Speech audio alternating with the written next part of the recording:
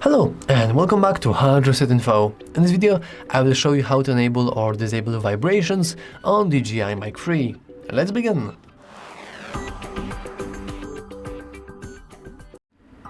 So first, you want to expand the settings by simply swiping from the top to the bottom, and then you want to enter transmitter settings.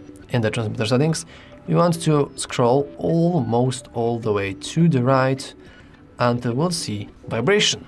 Let's enter vibration, and as you can see by default it is turned on, but if you want you can always disable this. Or if you really like that notification vibration, you can always enable this on.